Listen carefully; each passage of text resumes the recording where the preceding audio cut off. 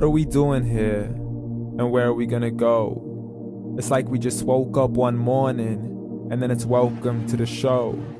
Don't ask any questions, just go with the flow. Make as much money as you can and try your best not to get broke. Copy everything you see on the TV, from the hairstyles to the clothes, and don't think too often, just do exactly as you're told. And if you ever get confused, then just turn towards the alcohol. You'll still hear your thoughts, then just turn up the radio as you learn to live a lifestyle of drugs, sex, and rock and roll. But in all honesty, I just need to know, is there more to the cycle than growing and getting old? Living and dying just to leave behind a happy home and a whole lot of property that somebody else is going to own. I just really need to know before the casket's closed, 'cause I'm not willing to gamble with my soul, nor am I ready to take any chances. These are just simple life questions and I'm just searching for some answers. Like, what are we doing here? And what is our purpose? How did we get here, and who made us so perfect? And what happens once we go, or is this world all really worth it?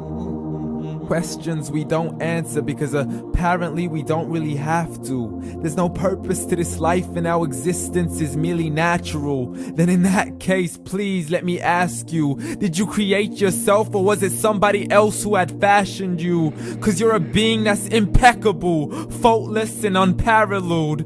You're a product of supreme intelligence and I'm merely being rational.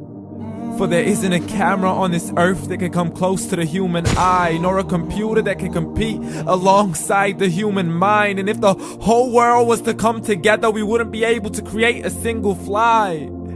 So many signs, yet we still deny. As science tries to justify that all this could come from none, when it's a simple sum. 0 plus 0 plus 0 cannot possibly ever give you 1.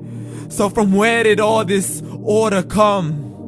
For everything has its origins, a maker, a creator of its own. I mean, the only reason you're watching this video is because somebody had to press upload.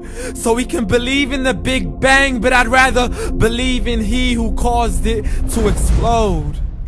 Allah, the creator of everything along with every single soul. The ever-living, the master, the only one who is in control. Unlike his creation, beyond our imagination. And no, he's not a man, nor does he have any partners in association. He's on his own. And no, he did not ever leave us alone. Just like every manufacturer, he left us with an instruction manual.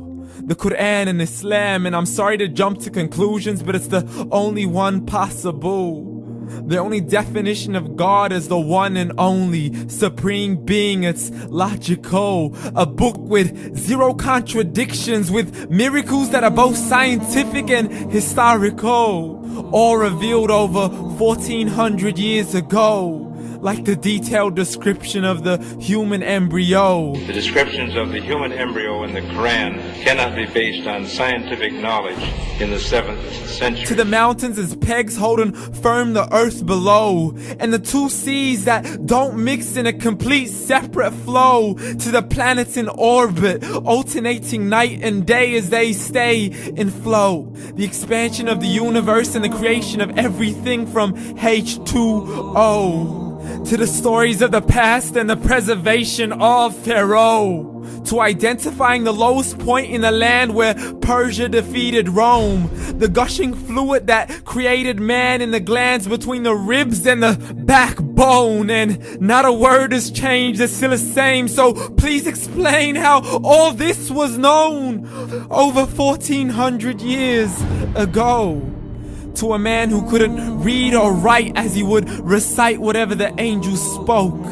And if you still don't believe, please try to come up with something that's even close. But you can't, so we took God as a mockery and his messengers as a joke. Muhammad could not read or write.